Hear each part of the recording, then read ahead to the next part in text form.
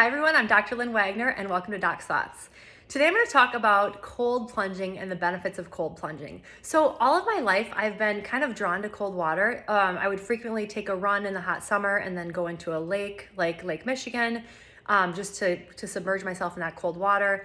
More recently, in the last couple of years, I've been experimenting with doing cold showers where you just turn the shower all the way cold at the end of your shower and stand there for a minute. And I never really knew why. I just knew that I felt really good after I did it. But now it's very exciting because more and more research is coming out and more people are talking about the benefits of cold therapy, literally showing that it does things to your body that are really, really good for you. So there's a reason why I always felt so good after doing the cold experience.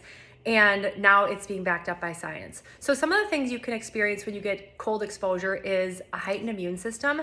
So basically you can make more white blood cells that are better at fighting off infection. So it helps to make your immune system stronger in a good way.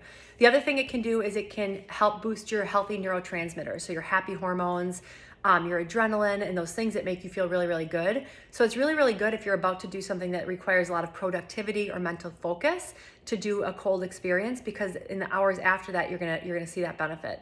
It also builds your resiliency. So when you expose yourself to extremes of temperature in a safe way, it will make your body more resilient so that you can tolerate those things in the future. I actually experienced this when I was doing hot yoga regularly as well. I found that when I was doing hot yoga regularly, I could actually do runs in the middle of summer and not be so exhausted by that heat.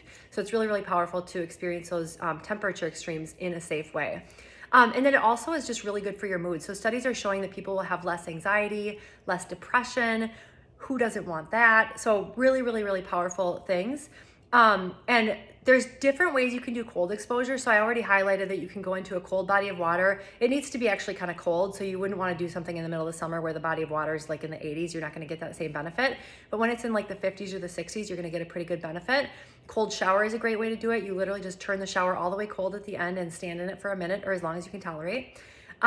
Even just going outside in the winter is another form of cold exposure, not as extreme, but I find that I love winter running and I love how I feel after I winter run.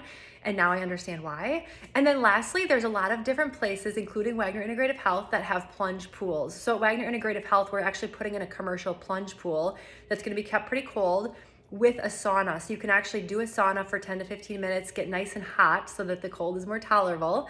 And then you submerge yourself up to your neck for up to 3 minutes, as long as you can tolerate it, while doing nice deep breaths, and you'll get a very, very therapeutic experience doing that. I know I'm gonna try to do that twice a week. It's recommended to do it about 2 to 3 times a week. But overall, any of those forms of cold exposure are gonna give you some benefit, from good to better to best. I would say best is probably the cold plunge experience. But I would try it out just at home today after you take your shower, turn it all the way cold and see what it feels like, and then see how you feel after. I'd love to hear your thoughts on this, and we'll talk to you guys again soon.